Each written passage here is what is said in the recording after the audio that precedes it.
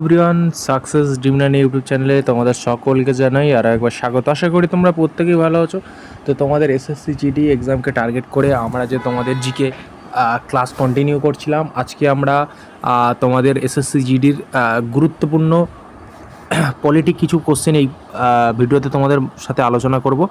তোমরা ভিডিওটি শেষ পর্যন্ত থাকো এবং এই টাইপের কোশ্চেন বা এই তোমাদের এক্সট্রা যে তথ্য দেবো তোমরা একদম পরীক্ষা হলে হুবহু কমন দেখতে পাবে। ওকে, দেখো আজকে আমরা পলিটি কী পড়বো, শুধু সম্পূর্ণ পিওয়াইকিউ ভিত্তিক প্রশ্ন শুধু তাই নয়, এর সাথে কী পড়বো না এক্সট্রা ডেটাও পড়বো। ওকে, তাহলে পলিটি প্র্যাকটিস ক্লাস। চলো কি বলছে আজকের আমাদের প্রথম কোশ্চেন কি বলছে স্যার? প্রথম কোশ্চেন বলছে যে সংবিধান অনুযায়ী ভারত একটি ড্যাশ কি না Commonwealth of states, federation of states, federation of states, union of states. ঠিক আছে, তাহলে এই প্রশ্নের সঠিক অ্যান্সারটি কী হবে? না দেখো এই প্রশ্নের সঠিক অ্যান্সারটি কী হবে না, দেখো না ইউনিয়ন অফ স্টেটস। তাহলে union of states of is the correct answer. এই প্রশ্নের সঠিক অ্যান্সারটি অপশান ডি। তোমরা যারা অপশান ডি বলেছো একদম সঠিক, পারফেক্ট বলেছো। দেখো কি বলছে, বলছে যে ভারতের সংবিধান পার্ট ওয়ানে কী বলছে, ইউনিয়ন অ্যান্ড ইটস টেরিটরি। হ্যাঁ, ভারত এবং তার রাজ্যসমূহ। পার্ট ওয়ান কত থেকে থাকছে? 1 থেকে 4 নম্বর পর্যন্ত থাকছে পার্ট ওয়ান। কী থাকছে? ভারতের ভূখণ্ড ও রাজ্য সীমানা পরিবর্তন। অনুচ্ছেদ আগে কী বলছে যে Indian that is Bharat shall B A union state. সঙ্গের নাম ভূখণ্ড, name of territory of India. দ্বিতীয় কী বলছে, নতুন রাজ্যের প্রবেশ বা প্রতিষ্ঠা, অ্যাডমিশন অফ স্টেবিলাইজমেন্ট অফ স্টেটস। এই অনুচ্ছেদ অনুযায়ী সংসদ বা পার্লামেন্ট আইন প্রণয়নের মাধ্যমে এমন কোনো নতুন এলাকাকে ভারতের অন্তর্ভুক্ত করতে পারে যা আগের ভারতের অংশ ছিল না। উদাহরণ 1975 সালে 36তম সংশোধন আইনের মাধ্যমে সিকিমকে পূর্ণাঙ্গ রাজ্য হিসেবে ভারতের অন্তর্ভুক্ত করা। খুব গুরুত্বপূর্ণ একটা কোশ্চেন। সিকিমকে কবে করেছিল না 36তম সংবিধান সংশোধন 1975 সালে। কি বলছে না অনুচ্ছেদ বর্তমানে রাজ্যগুলির সীমানা পরিবর্তন ও নামকরণ। সংসদ চাইলে সাধারণত সংখ্যাগরিষ্ঠতার মাধ্যমে নতুন রাজ্য তৈরি করতে পারে, একটি রাজ্য ভেঙে বা 2 বা ততোধিক রাজ্য জুড়ে। কোনো রাজ্য আয়তন বাড়াতে বা কমাতে পারে, রাজ্য সীমানা পরিবর্তন করতে পারে, কোনো রাজ্যর নামও পরিবর্তন করতে পারে। ওকে, 4 নম্বর অনুচ্ছেদে কী বলছে না সংবিধান সংশোধন সম্পর্কিত বিশেষ নিয়ম।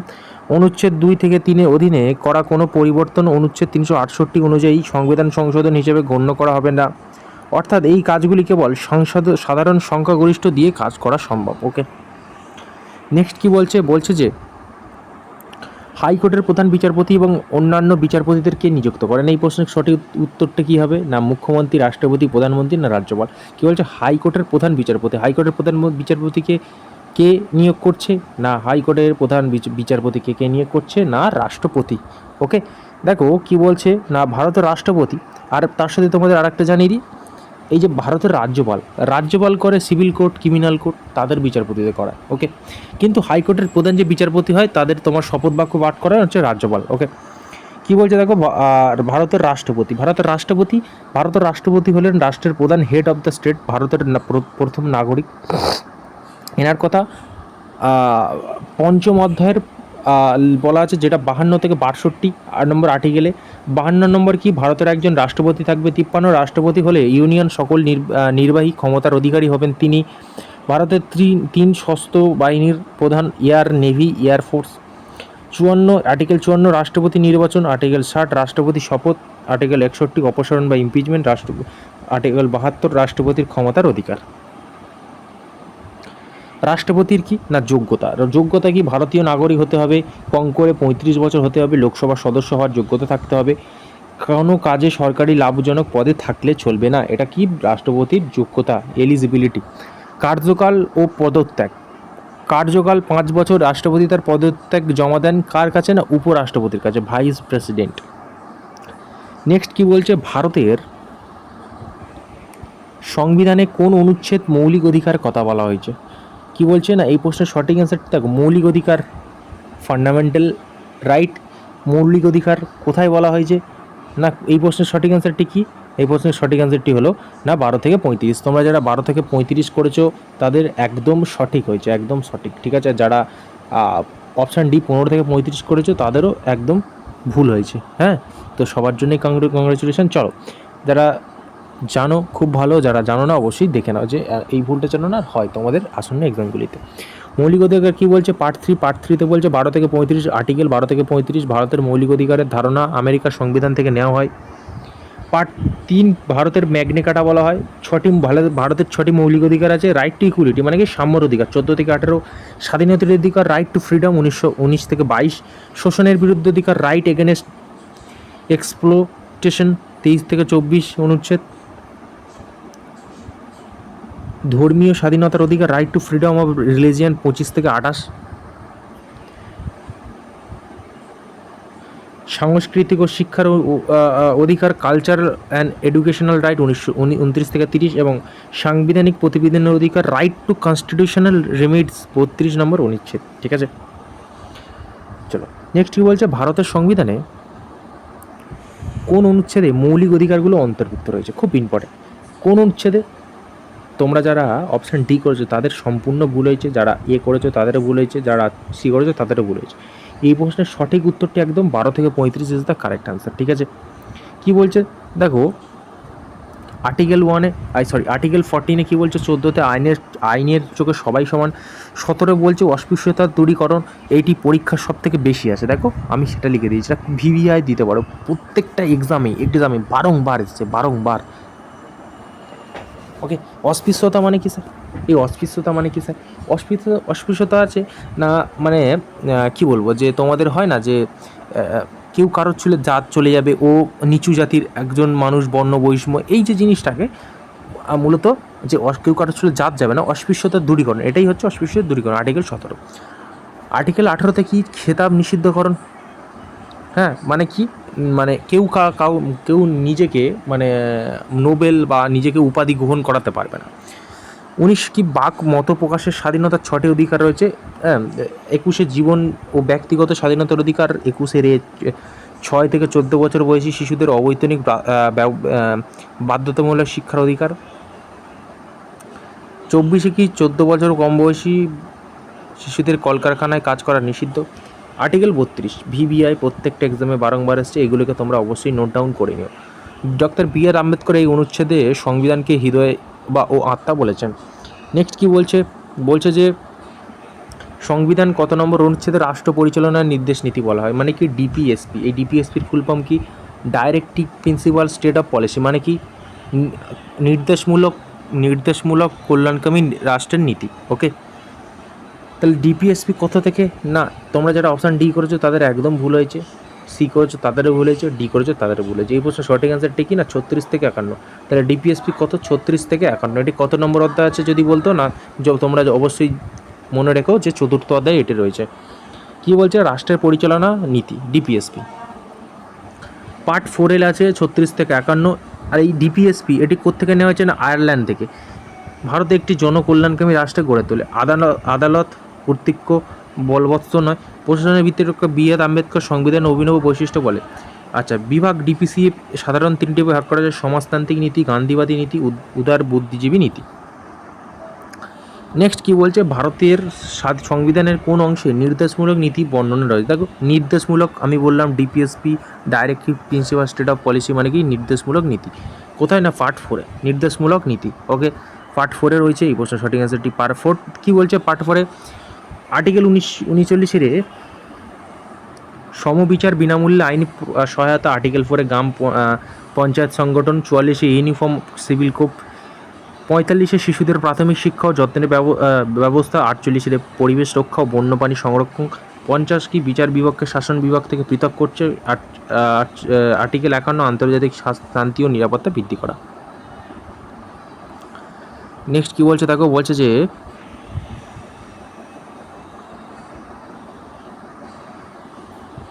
ভারতীয় সংবিধানে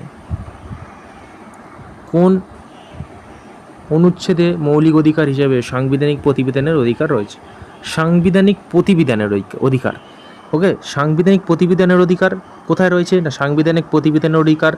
দেখো কি বলছে না ডক্টর বি.আর. আম্বেদকর সাংবিধানিক প্রতিবেদনের অধিকার 32 নম্বর ধারা। কেন সেটাও বলে দিচ্ছি। আর এটাকে সংবিধানের আত্মাও বলা হয়। ঠিক আছে, কেন বলছি দেখো, ডক্টর বি.আর. আম্বেদকর এই অনুচ্ছেদটিকে সংবিধানের হৃদয়গাঁথা বলেছে, heart of and soul of the constitution বলে অভিহিত। কোনো নাগরিক মৌলিক অধিকার খর্ব করা হয় তবে তিনি সরাসরি সুপ্রিম কোর্ট দ্বারস্থ হতে পারেন এই অনুচ্ছেদের মাধ্যমে। তাহলে দেখো, মৌলিক অধিকারকে যদি খর্ব করে সে ডাইরেক্ট সুপ্রিম কোর্টের দ্বারস্থ হতে পারে। এটাই তার 32 নম্বর ধারা। এইটি নিজে একটি মৌলিক অধিকার, অর্থাৎ আপনার মৌলিক অধিকার রক্ষার অধিকারটিও কোনো মৌলিক অধিকার। অনুচ্ছেদ কি 32 অনুযায়ী সুপ্রিম কোর্ট লেখ জারি, আর অনুচ্ছেদ 226 অনুযায়ী হাইকোর্ট লেখ জারি। মানে 32 নম্বর ধারা অনুযায়ী তুমি সুপ্রিম কোর্টের মৌলিক অধিকার খর্ব করলে তুমি সুপ্রিম কোর্টে জানাতে পারছো, এবং 226 নম্বর ধারা অনুযায়ী তুমি তোমার হাইকোর্টে জানাতে পারছো। ওকে, খুব গুরুত্বপূর্ণ এই একটা কোশ্চেন, একটা নয় দুটোই কোশ্চেন তোমাদের বিভিন্ন এক্সামে বারংবার এসছে। নেক্সট বলছে অনুচ্ছেদ 32 মৌলিক অধিকার 5 ধরনের আদেশ লেখা যায়। দেখো আচ্ছা, এটাকে তোমরা প্রত্যেকে দেখে নিও যে বন্দি, প্রতিকরণ, পরমাদেশ, উৎপেষণ, অধিকার প্রতিষেধ, হ্যাঁ এগুলোকে আমি বললাম না, প্রত্যেকে এগুলোকে অবশ্যই স্ক্রিনশট মেরে নিও বা পারলে খাতায় নোট ডাউন করে নিও, কারণ তোমাদের বেশি বড় ভিডিও হলে তোমরা তো কেউ দেখো না, চলে যাও, সেই জন্য ভিডিওটাকে বেশি বড় করছি না তো আমি আরও উইথ ডিটেলস করাতাম। নেক্সট কী বলছে যে নিচের কোনটি ভারতীয় সংবিধানের অধীনে মৌলিক অধিকার হিসেবে বিবেচিত হয় না? দেখো, অপশান এ একদম ভুল, অপশান বি একদম ভুল, অপশান সি একদম ভুল। সম্পত্তির অধিকার, এই সম্পত্তির অধিকারটাকে আগে ছিল বাট বর্তমানে সেটাকে তুলে দিয়েছে। বর্তমানে সম্পত্তি অধিকার কোনো মৌলিক অধিকার নয়, এটি একটি আইনি অধিকার, লিগ্যাল রাইট। সংবিধানের 300 পরবর্তীকালে 300 নাম্বার অনুচ্ছেদে এটি রাখা হয়। 44তম সংবিধান সংশোধন অনুযায়ী 1978 সালে এটি মৌলিক অধিকার তালিকা থেকে বাদ দেওয়া হয়। সেই সময় ভারতের প্রধানমন্ত্রী ছিল মোরারজি দেশাই, জনতা পার্টি সরকার। আগে এটি অনুচ্ছেদ 19(1) অনুচ্ছেদ 31 মৌলিক অধিকার হিসেবে ছিল। নেক্সট কী বলছে, ভারতের কোনো শ্রম আইন সামাজিক নিরাপত্তা ব্যবস্থা লক্ষ্য করে কাজের অধিকার নিশ্চিত করে। ওকে,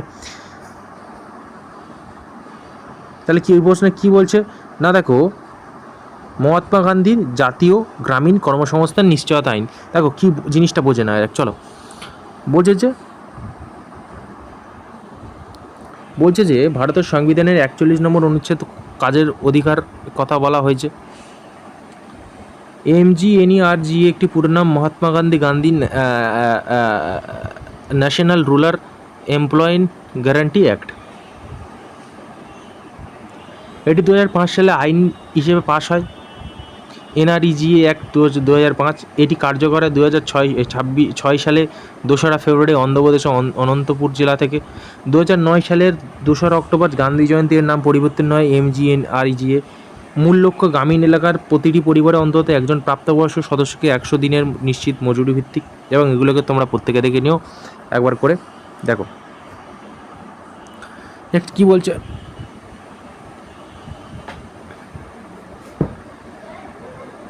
যে পরিকল্পনা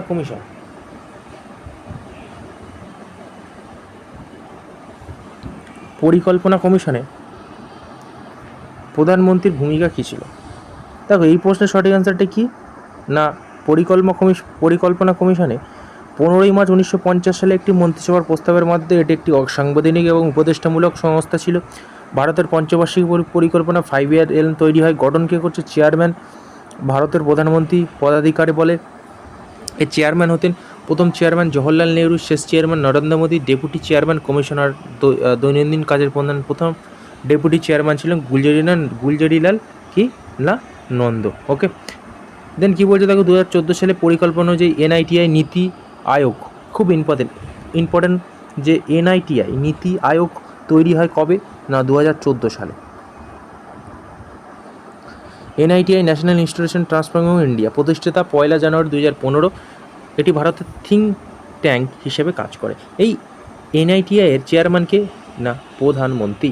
ওকে চলো, এবং আচ্ছা তোমাদের কাছে একটা কমেন্টে আমার অ্যান্সার আমি জিজ্ঞেস করছি যে ভারতের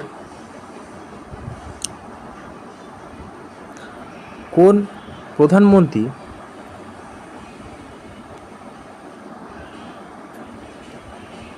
যে তোমার আচ্ছা বলো যে ভারতের প্রথম প্রধানমন্ত্রীর নাম এবং তার সাথে তার তোমার সময়কালটা প্রত্যেকে আমাকে জানি। ওকে, কোন সাংবিধানিক সংশোধনী আইনের মাধ্যমে ভারতীয় সংবিধানে মৌলিক কর্তব্য যুক্ত করা হয়? মৌলিক কর্তব্য মানে কি? Fundamental duties. এটি 4-এর নম্বর। মানে কি বুঝবে যখন বি থাকবে একটি সংশোধন, ঠিক আছে। এটি কততে করেছিল? এটি করেছিল তোমার, দেখে নাও, ফান্ডামেন্টাল রাইট। দেখো ফান্ডামেন্টাল রাইট, ফান্ডামেন্টাল রাইট মানে মৌলিক তোমার হচ্ছে অধিকার, ফান্ডামেন্টাল ডিউটিস।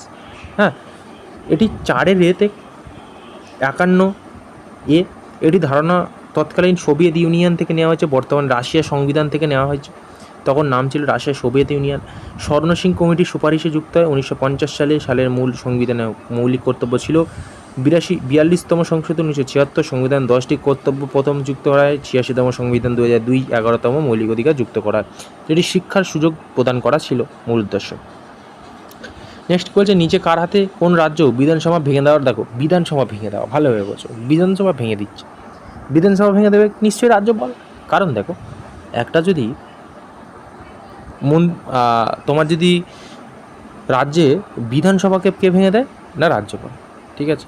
আর একটা লোকসভা ভেঙে দেওয়ার ক্ষমতা রাষ্ট্রপতিকে রয়েছে, আর এটা কার রয়েছে? না রাজ্যপালের রয়েছে। দেখো হাইকোর্টের বিচারপতি তো পারবে না, মুখ্যমন্ত্রীও পারবে না, রাজ্যের মুখ্য সচিব পারবে না, একমাত্র রাজ্যপাল। রাজ্যপাল দি গভর্নমেন্ট। রাজ্যপাল হলেন রাজ্যর নামমাত্র প্রধান, কনস্টিটিউশন হেড অফ স্টেট। তিনি রাজ্য কেন্দ্রের প্রতিনিধি হিসেবে কাজ করে। 153 থেকে 162। 153 প্রতিটি রাজ্যের জন্য একটি রাজ্যপাল থাকবে। একজন ব্যক্তি 2 বা ততোধিক রাজ্যপাল হতে পারেন। 154 রাজ্যের নির্বাহী ক্ষমতা রাজ্যপালের হতে হবে। 155 রাজ্যপাল রাষ্ট্রপতি দ্বারা নিযুক্ত হন। 161 রাজ্যপাল ক্ষমতার অধিকার, তবে তিনি মৃত্যুদণ্ড ক্ষমা করতে পারে না। হ্যাঁ, কিন্তু তিনি সাজা কমাতে পারে। আর্টিকেল 2013 রাজ্যপাল অর্ডিন্যান্স বা অধ্যাদেশ জারি করতে পারে। দেখো কী বলছে, যোগ্যতা। রাজ্যপালের যোগ্যতাটাকে একবার দেখে নেবো। দেখো ভারতীয় নাগরিক হতে হবে, কমপক্ষে 35 বছর। দেখো রাষ্ট্রপতি হলো 35, তোমার রাজ্যপালও 35, ঠিক আছে। তিনি জনগণের দ্বারা নির্বাচিত হন। রাষ্ট্রপতি তাকে সরাসরি নিয়োগ করেন। কার্যকাল 5 বছর। দেখো রাষ্ট্রপতির কার্যকাল 5 বছর, এরও কার্যকাল 5 বছর। তিনি রাষ্ট্রপতি সন্তুষ্টির উপরে পদে থাকেন। রাষ্ট্রপতি তাকে যে কোনো সময় পদত্যাগ করতে বলতে পারে।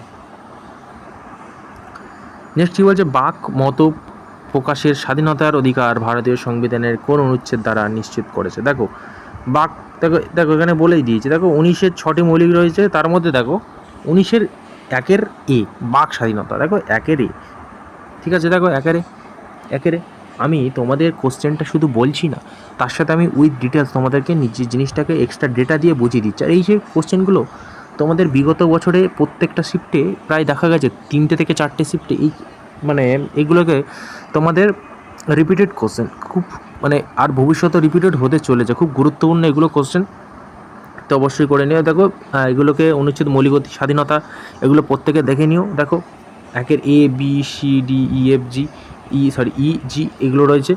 এফ সম্পত্তির অধিকার বর্তমানে যেটাকে বাদ দিয়েছে, এগুলোকে একটু দেখে নিও। দেখো গণপরিষদ কনস্টিটিউশনাল অ্যাসেম্বলি প্রথম বৈঠক। গণপরিষদের প্রথম বৈঠক, দেখো গণপরিষদের প্রথম বৈঠক 9 ডিসেম্বর 1946 সালে। তাহলে ওই প্রশ্নের সঠিক অ্যান্সারটি কী হবে? না 9 ডিসেম্বর 1946 সালে। 9 ডিসেম্বর 1946 সালে, ঠিক আছে।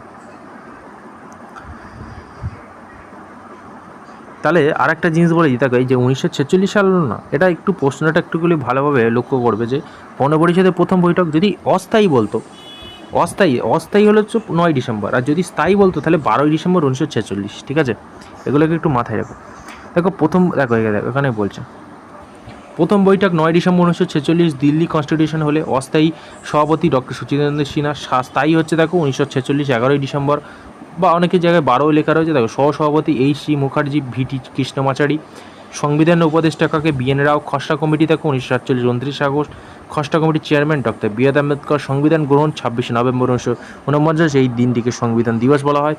সংবিধান কার্যকর হয় 26 জানুয়ারি। দেখো সংবিধান গৃহীত হচ্ছে 26 নভেম্বর 1949, আর কার্যকর হচ্ছে 26 জানুয়ারি, ঠিক আছে, 1950। ওকে, ক্লিয়ার? আশা করি ক্লিয়ার। চলো নেক্সট। আর সংবিধান তৈরি করতে কত বছর লেগেছিল জানো? 2 বছর 11 মাস 18 দিন। জাতীয় পতাকা দেখো 22 জুলাই 1947 সালে, জাতীয় সঙ্গীত জাতীয় শ্রোতা 24 জানুয়ারি 1950, মোট সময় এই দেখো 2 বছর 11 মাস 18 দিন। মোট অধিবেশন সংবিধান তৈরি ও 11টি অধিবেশন বসছিল, শেষ বৈঠক 24 জুলাই 1950। নেক্সট কী বলছে, ভারতীয় সংবিধানের তৃতীয় খণ্ডই কোন সম্পদ? দেখো তৃতীয় খণ্ড আমি কী বললাম, প্রথমে ছিল রাষ্ট্রসমূহ, ইন্ডিয়ান অ্যান্ড টেরিটরি।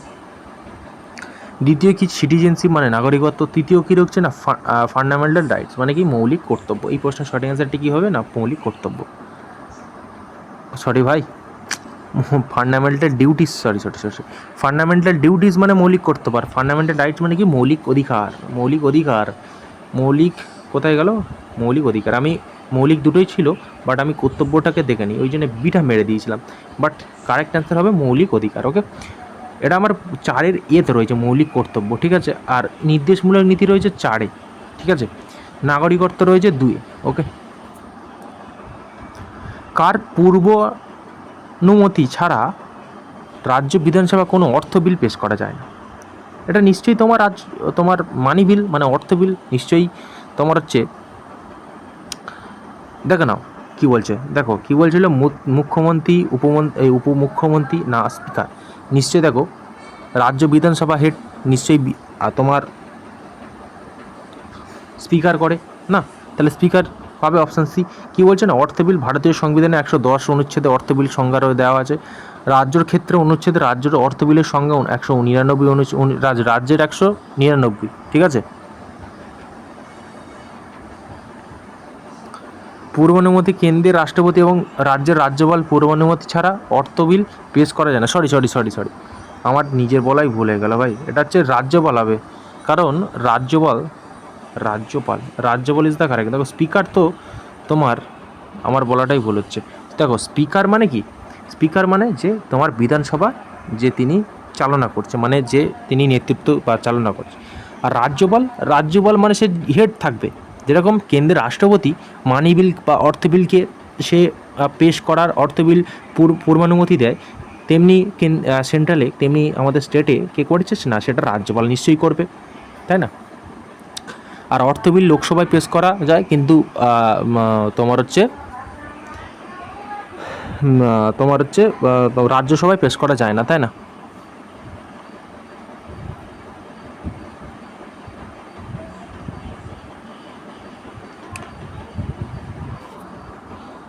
দেখো রাজ্যসভা বিধান পরিষদ ভূমিকা উচ্চকক্ষ, রাজ্যসভা বিধান পরিষদ 14 দিন আটকে থাকে। হ্যাঁ, এগুলোকে একটু পড়ে নিও অবশ্যই।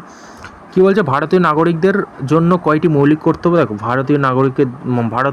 আচ্ছা চলো, মৌলিক কর্তব্য কিন্তু আমি এক্ষুনি কিছুক্ষণ আগে বলে দিলাম কিন্তু যে, আর এটা তোমাদের এসছে একটা বিগত এক্সামে, তাহলে এটাকে তোমাকে প্রত্যেকে কমেন্ট বক্সে আমাকে অবশ্যই জানিও, কমেন্ট করে অবশ্যই আমাকে কমেন্ট বক্সে জানিও, ঠিক আছে।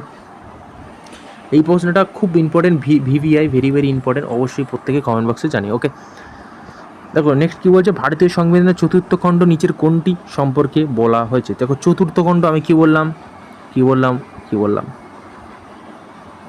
চতুর্থ খণ্ড ভাই,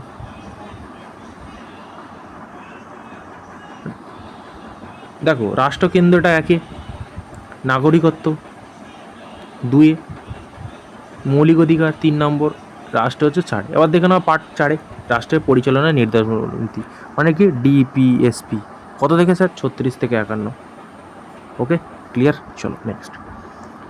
নিচে কি বলছে, নিচের কোন সংস্থা ভারতের যে কোনো রাজ্যের নাম পরিবর্তন করার ক্ষমতা রাখে? চলো তাহলে এটাও তোমরা প্রত্যেকে কমেন্ট বক্সে আমাকে অবশ্যই জানিও। চলো নেক্সট কি বলছে, একটি রাজ্যের বিধান পরিষদ সর্বোচ্চ সদস্য সংখ্যা বিধানসভার মোট সদস্যর কত ভাগের বিধানসভা হবে না? ঠিক আছে, মানে কি বলছে, মানে একটি রাজ্যের বিধানসভা মানে আমরা প্রত্যেকেই জানি যে লোকসভার আর রাজ্যসভা থাকে, তার মধ্যে রাজ্যসভা যারা থাকে সেটা হচ্ছে তাদের একটা টাইম সময় থাকে, হ্যাঁ সেটা হচ্ছে তোমাদের 5 বছর করে থাকে, দেন তারপরে ভেঙে যায় হয়।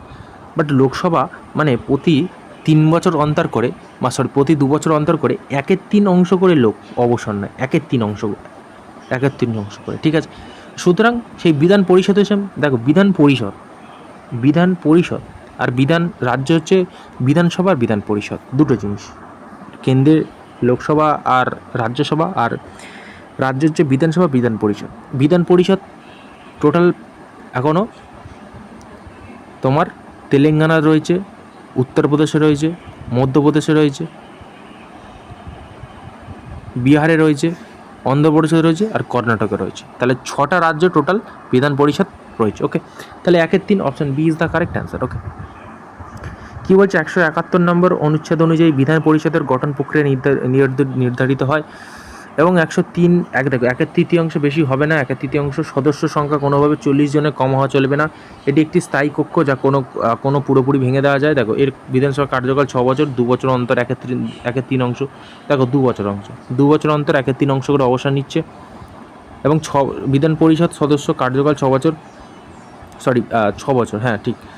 বিধান পরিষদ সদস্য হওয়ার কমপক্ষে 30 বছর বয়স, দেখো 30 বছর। বিধান পরিষদ 30, ওকে। বিধানসভা 25। চলো, কী বলছে ভারতের বর্তমানে মাত্র 6টি রাজ্যে বিধান পরিষদ রয়েছে। দেখো উত্তরপ্রদেশ, বিহার, মহারাষ্ট্র, কর্ণাটক, অন্ধ্রপ্রদেশ এবং তেলেঙ্গানা। ওকে, আশা করি প্রত্যেকের ক্লিয়ার। তো আজকের ক্লাসটা আমি এখানেই সমাপ্ত করলাম। যদি তোমাদের ক্লাসটিকে ভালো লেগে থাকে অবশ্যই তোমরা চ্যানেলটিকে লাইক করো, শেয়ার করো, সাবস্ক্রাইব করে আমাদের পাশে থাকার চেষ্টা করো। এবং তোমাদের সামনে এসএসসি জিডি এক্সাম, সেই এসএসসি জিডি এক্সামে যে তোমাদের ডে টু ডে তোমাদের শিফট ওয়াইজ সলিউশন হবে। তোমরা যদি চ্যানেলটাকে একটু গ্রো করাতে, বা যেহেতু তোমরা প্রত্যেকেই জানো যে নতুন চ্যানেল, তো দেখো যেগুলো কোশ্চেনগুলো দিলাম প্রত্যেকে ক্লাসে জানিও। দেখো আমি এত কষ্ট করে ক্লাস করছি, দেন তোমরা যদি অবশ্যই ক্লাসকে রেসপন্স করো, একটু যদি শেয়ার করো বন্ধুদের কাছে, তাহলে আমি খুশি হব। কারণ এর পরিবর্তে এখন তো জানো সব জায়গায় বিজনেস, তো আমি চ্যানেলের পরিবর্তে কোনো ভিডিওর পরিবর্তে কোনো টাকা পয়সা কিছু দাবি করছি না ভাই, শুধু একটু তোমাদের বুক ভরা ভালোবাসা। ওকে, তো আশা করি প্রত্যেকেই ভালো থাকো এবং প্রত্যেকে জিডির জন্য ফুল দমে প্রিপারেশন নাও। ওকে, তো ক্লাসটাকে এখানে সমাপ্ত করছি। চলো, জয় হিন্দ, জয় ভারত।